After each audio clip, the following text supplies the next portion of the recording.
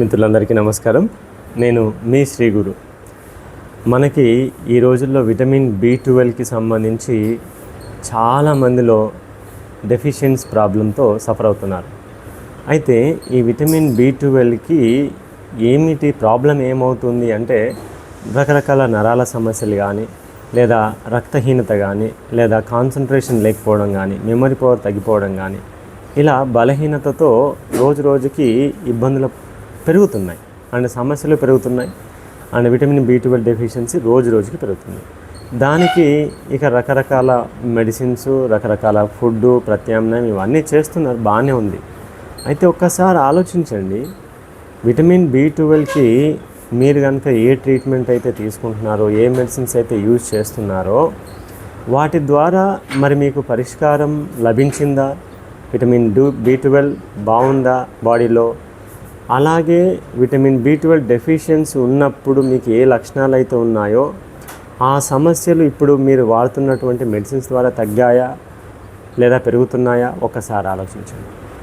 అలాగే next, vitamin B12 తగ్గింది అని చెప్పగానే ఇమ్మీడియట్గా మనకు ఫుడ్ ఇది ఏంటంటే నాన్ వెజ్ నుంచి మనకి విటమిన్ B12 వస్తుందని ఒక కొండ గుర్తు మాదిరిగా అయిపోయింది. కానీ ఒకసారి మిమ్మల్ని మీరు ప్రశ్నించుకోండి మిత్రులారా, నాన్ వెజ్లో నుంచి విటమిన్ B12 ఎలా వస్తుంది? ఒక్కసారి ప్రశ్న మిమ్మల్ని మీరు అడగండి, మనసును అడగండి, లేదా తెలుసుకోండి.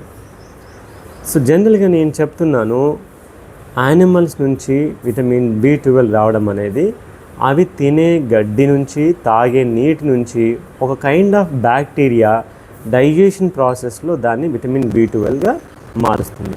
అయితే మనం కూడా fruits and vegetables, salads, greens ఇవన్నీ తీసుకున్నప్పుడు కూడా మనకు కూడా ఆ ప్రాసెస్ జరుగుతుంది.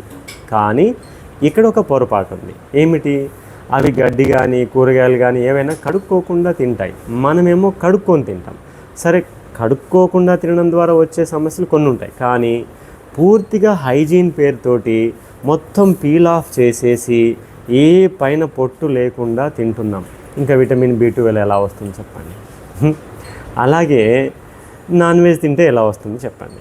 సో ఫ్రెండ్స్, యానిమల్స్కైనా మనుషులకైనా సోర్స్ ఒకటే, ఫుడ్ ఒకటే. చక్కగా పళ్ళు, కూరగాయలు, గింజలు, ధాన్యాలు, ఇవి గ్రీన్ జ్యూసెస్ ఇలాంటివి తీసుకోవాలి. అప్పుడే మనకి కూడా విటమిన్ B12 స్వయంగా మన శరీరంలో కూడా తయారయ్యేటువంటి సామర్థ్యం మనకు ఉంది. అయితే మన శ్రీ గురు ఫ్యామిలీ డైట్లో ముఖ్యంగా మనం పొద్దున తీసుకునే గ్రీన్ జ్యూస్ తర్వాత తీసుకునే ప్రాణాహారం, సలాడ్స్, ఫ్రూట్స్, అలాగే మధ్యాహ్నం తీసుకునే బలాహారంలో మనకి కావలసినంత విటమిన్ B12 అందుతుంది. అయితే అంతేకాకుండా ఖచ్చితంగా మజ్జిగ తీసుకోండి. మజ్జిగ కనీసం ఒక 2 గ్లాసుల మజ్జిగ తీసుకోండి. 12 గంటల ప్రాంతంలో 1 గ్లాస్ మజ్జిగ తీసుకోండి. అలాగే మధ్యాహ్నం బలాహారం తిన్న తర్వాత మీరు 1 గ్లాస్ మజ్జిగ తీసుకోండి. గడ్డ పెరుగు, చిక్కటి పెరుగు మనం వాడకపోవడమే మంచిది. అది శారీరక శ్రమ ఎక్కువ చేస్తున్నటువంటి వాళ్ళు వాడుకుంటే మంచిది పెరుగు. కానీ నీడపట్టున ఉండేటువంటి వాళ్ళు గడ్డ పెరుగు కాకుండా మీరు కేవలం మజ్జిగ తీసుకోండి. అలాగే ఇప్పుడు నేను చెప్పిన విషయాలలో, సార్ మీరు ప్రాణాహారం అన్నారు, బలాహారం అంటున్నారు, ఇవంటే ఏంటి అని మీకు సందేహం రావచ్చు.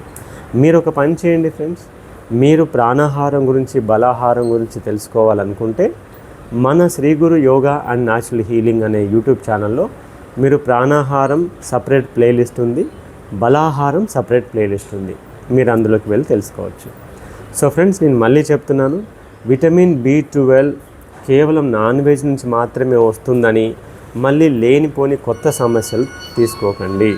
అలాగే సప్లిమెంట్స్ కావచ్చు, మెడిసిన్స్ కావచ్చు, అవి కొంతవరకు ప్రయోజనాన్ని ఇస్తున్నాయి, కానీ శాశ్వత పరిష్కారాన్ని ఇస్తున్నాయా? ఒక్కసారి ఆలోచించండి ఫ్రెండ్స్. ఓకేనా? సో మరొక మంచి విషయంతో మళ్ళీ కలుద్దాం. అందరికీ నమస్కారం.